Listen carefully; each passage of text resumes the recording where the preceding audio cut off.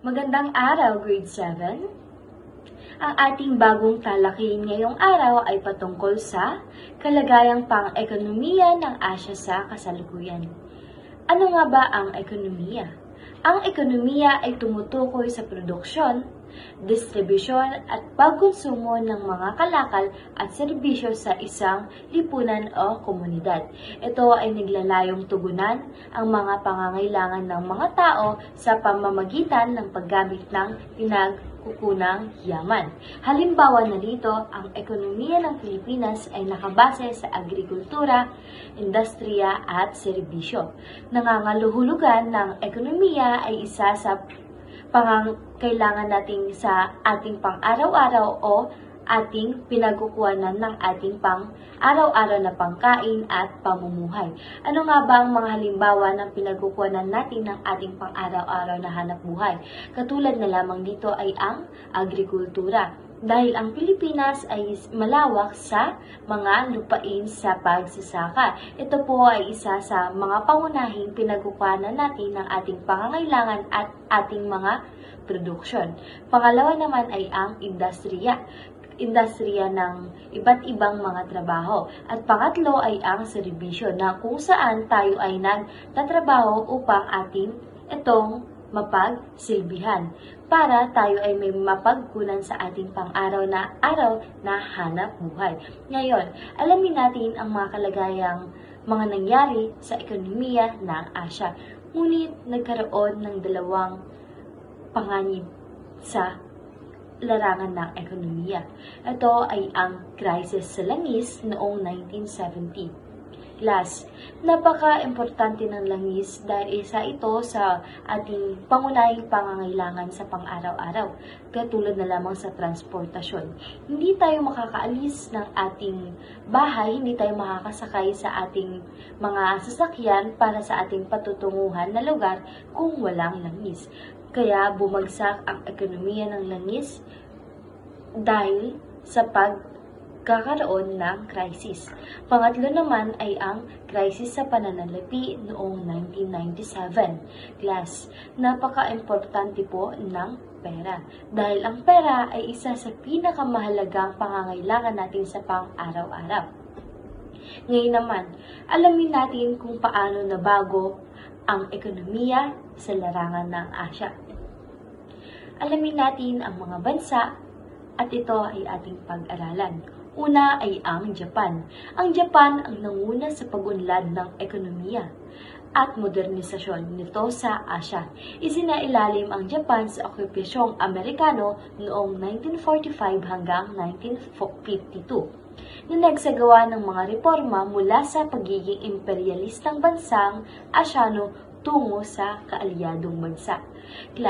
Ang Japan ang nanguna sa pag-unlad dahil nga po, ang Japan ang nanguna rin sa modernisasyon. Kaya sila ay natawag na naunang pag-unlad dahil po ang Japan ay mayaman at sila po ay unang nanguna sa pagkakaroon ng teknolohiya at iba't ibang kagamitan pagdating sa mga teknolohiya.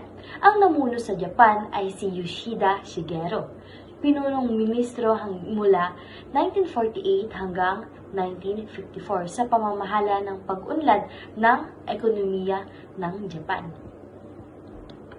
Noong 1952, matapos ang okupasyong Amerikano, nagpatuloy pa din ang puspusang pagpapaunlad ng Japan. Ang Japan ay kulang sa hilaw ng materyales. At upang mapalago ang ekonomiya, ay kailangan itayo muli ang ekonomiya pabrika ng Japan. Ang Japan ay nagtayo muli ng kanilang mga pabrika dahil nga po ang Japan ay kulang sa mga hilaw na materyales.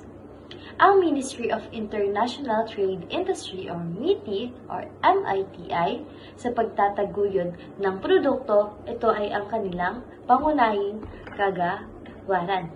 Mula kalagitnaan ng 1950 ay bumilis na umunlad ang Japan. Mahigit sa 10% sa paglago ng ekonomiya sa loob lamang ng 10 taon, 10% ang paglaki ng kanilang porsyento at kanilang kita. Unang pinagtugunan ng MITI ang produksyon sa light industry katulad na lamang ng labor, intensive tulad ng textiles. Sumunod naman ang pagpapagawa ng vapor, bakal, steel at mga sasakyan. At noong 1980, sila ay nagpalit ng konsentrasyon sa paggawa ng technology and incentive. Tingnan nyo, class, napakabilis ng pag-unlad ng Japan dahil sila po ay nanguna sa modernisasyon. Nakakahanga na ang Japan ay isa sa pinaka maganda at nanguna, or sila po ay ang mga magandang puntahan na lugar dahil sila po ay may mga high-tech na mga gagamitan. Pangalawang bansa naman ay ang South Korea. Noong dekada 1960, ang pamamahala ng South Korea at Taiwan ay naglunsad ng mga programang industrialisasyon sa pamumuno ni Park Chung-hee ng South Korea. Si Park Chung-hee ay isa sa pinuno ng South Korea noong 1960. Sa pamumuno nito ay nagsagawa ng Economic Planning Board or tinatawag na EPB na hikayatin ang mga Koreano na magtayo ng mga korporasyon. Ang Economic Planning Board, ito po ay kanilang ipinatupad upang magkaroon po ng isang hikayatin ang mga Koreano na magtayo ng kanilang mga business or corporation. Nakamit ng ibang korporasyon ang kanilang target sa pagluluwas ng mga bagong produkto sa pandaigdigang kalakalan. At isa po sa nagtagumpay na pamilya sa South Korea ay ang pamilyang Chaebol. Ang pamilyang Chaebol ay isa sa pinakamayaman na bansa sa South Korea. At ito po ang kanilang mga nagawang mga kagamitan tulad na lamang ng Daewoo, Samsung at mga Hyundai na mga kagamitan tulad ng ref, cellphone at iba't iba pang gamit pagdating sa bahay at ating pang-araw-araw na pangangailangan tulad na lamang ng cellphone at mga iba't iba pa. At ang pangatlo naman ay ang China. Ang China ay tumanggap ng tulong sa panalapi at teknolohiya. Ang China mula sa Soviet Union. Isinulong ni Mao. Si Mao ay isa sa pangulo o pinuno ng China. Ang Great Leap Forward noong 1958 hanggang 1961 para sa industrialisasyon at modernisasyon. Dahil nga po, kapag hindi po umunlad ang kanilang bansa, ay magiging lugmok po ang kanilang bansa. Upang matugunan po ang kanilang pangangailangan, niyakap po nila ang pagiging industrialisasyon at modernisasyon. Isinulong ni Mao sa mga commune. Ang commune ay isa ang tawag sa mga mamamayan sa China. Ang paggawa ng mga bakal at steel sa kanilang lugar. Ngunit nabigo sila sa paggawa at mas lalong humirap ang ekonomiya at libo-libo ang namatay dahil sa gutom. Katulad na lamang sa Japan. Ang Japan ay mabilis na umunlad. Ngunit sa China ay hindi naging madali ang kanilang ekonomiya. Dahil po, nabigo silang harapin ang paggawa ng iba't ibang mga kagamitan. At dahil rito, ay mas lalong humirap ang kanilang ekonomiya at libo-libo ang namatay. Ngunit, paglipas ng ilang taon, sumunod naman sa pamumuno sa kanilang bansa ay si Deng Xiaoping. Alamin natin kung sino si Deng Xiaoping. Itinaguyod ni Deng ang 4 na modernisasyon sa agrikultura, industrial, agham at teknolohiya. Tumagsa ang mga dayuhang kumpanya sa China dahil nga po sa pagyakap ng 4 na modernisasyon ni Deng na Pangulo nang sumunod sa pamumuno ni Mao ay naging maunlad ang kanilang bansa dahil po hinikayat ang kanilang mga produkto, ang mga produksyon dahil sa mura nitong halaga at mas lalo na rin umunlad ang China. Class, lahat tayo ay hindi natin maitatanggi na tayo ay may mga kagamitan na mula sa China at ito ay isa sa pinakamalaking na itulong ng China sa atin. Dahil dito, madaling umunlad ang kanilang bansa dahil dito ay kanilang lumaki ang kanilang ekonomiya. At minsan, sa mga kagamitan natin ay may mga nakalagay ng mga logo na Made in China at iba't iba pang mga gamit na mula sa China. At dahil dito, umunlad ang kanilang bansa. Dahil naging wais at matalino si Deng Xiaoping sa paggawa ng mga produksyon. At ito ay hinikayat ng mga iba't ibang bansa at lalo ng umunlad ang kanilang bansa at ang kanilang ekonomiya sa China. Ang huling bansa naman ay ang India. Ang India ay isa sa pinakamaliit na bansa sa Asya.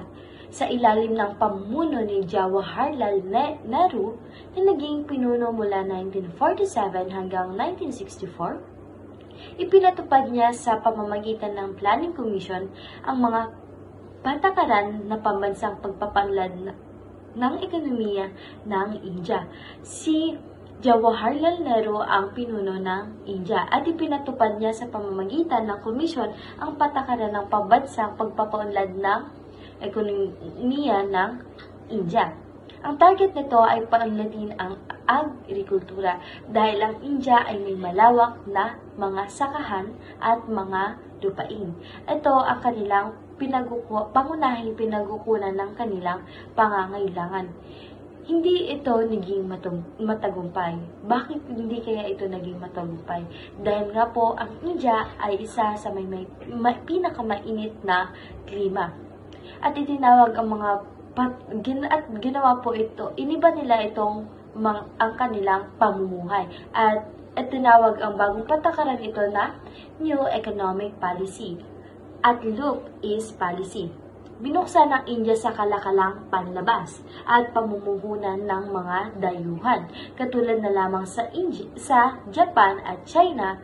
Upang umunlad ang kanilang bansa, nagbukas po sila ng kalakaran upang mapalitan ang mga ibang materyales sa pagbigay din ng ibang materyales ng ibang bansa. Sila ay nagbukas ng daungan upang ito ay gawing kalakaran. At ito ay naglalayo palakasin ang ugnayan sa pamumuhunan at kalakalan sa mga bansang Asyano sa Silangang Asya at Timog Silangang Asya. Plus, ang India ay hindi naging madali ang kanilang pamumuhay pagdating sa ekonomiya. Dahil nga po, hindi naging successful ang kanilang ekonomiya. Ngayon naman, alamin natin sa Kanlurang Asya. Kabilang na ang bansang Saudi Arabia, United Arab Emirates, Oman at Qatar. Sila po ay may isa sa pinakamabilis na umunlad ang kanilang ekonomiya. Bakit kaya? Dahil ang mga bansang ito ay likas na mayaman pagdating sa langis at mga krudo. Dahil nga po ang langis, katulad na lamang ng sinabi ko kanina, ay isa sa pinakamahalaga na produksyon na dapat na meron tayo. At dahil dito, nakaranas ng pag-unlad dahil sa kontrol nila sa produksyon ng langis at krudo. Kaya napaka-importante class ng paggamit ng wasto ng mga krudo at langis. At dyan na nagtatapos ang ating talakayin ngayong araw. Naway kayo ay may natutunan at ito ay inyong maalala sa susunod na ating talakayin. Maraming salamat!